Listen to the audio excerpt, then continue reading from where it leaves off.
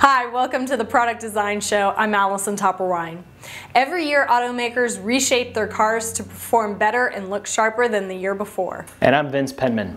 In today's show, we'll see how Aston Martin Racing uses lessons from the track to bring high performance to their consumer cars.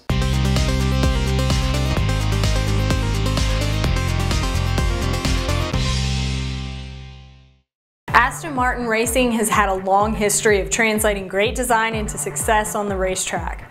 We spoke with Rick Simpson, Chief Designer of Body and Aero, about how their race experiences have pushed Aston Martin to experiment with new consumer designs. Aston Martin Racing compete with their V8 Vantage in the FIA World Endurance Championship and supply machinery to customers to compete in many other GT classes around the world.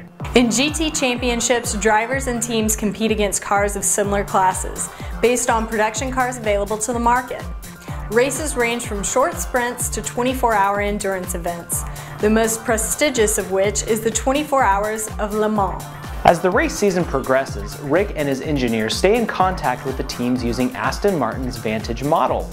This relationship gives designers the ability to rapidly redesign components of the car. One design challenge that Aston Martin Racing faced with their GT cars was how to correctly distribute the car's weight to meet the competition's minimum weight requirements. When designing their latest Vantage GT3 race cars, AMR targeted making a car that was well under the weight restrictions provided by the rules. By designing their car under the weight limit, the engineers gave themselves flexibility to decide how to best configure the ballast that would be required to bring the car up to competition weight. By using a product definition tool such as Creo Parametric, designers were able to evaluate the global effects on the vehicle's mass distribution. One of the most important aspects of race car performance is maintaining balance. A car shouldn't roll as it banks into turns, and it has to keep its grip when it accelerates out of a turn. Designers also have to consider how the front and rear balance affects a car's performance. This is affected not only by the density and position of the mechanical components, but also by aerodynamic loads acting on the car's surfaces. When turning, a car's nose tips downward into the turn and moves back up as it comes out.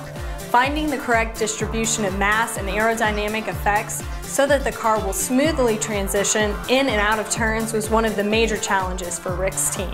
Again, using rapid surface design tools together with CFD analysis, the aerodynamics of the car could be fine-tuned. Rick's team discovered that the information they were gathering from the track translated into important design decisions that could be implemented into the balancing scheme for upcoming consumer Vantage models. There's an old saying in racing, win on Sunday, sell on Monday. Aston Martin Racing designers took modifications dictated by the realities on the track and modeled new features and body types.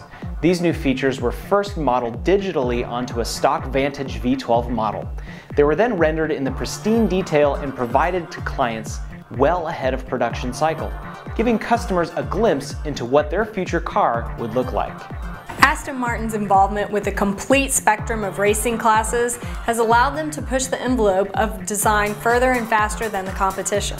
You can see Creo Parametric, the same software that Aston Martin Racing uses to design their Vantage-based GT cars at ptc.com/go/Creo Parametric. Thanks for tuning in. If you're a fan of our show, give it a like on Facebook, subscribe on YouTube, or give us a rating on iTunes.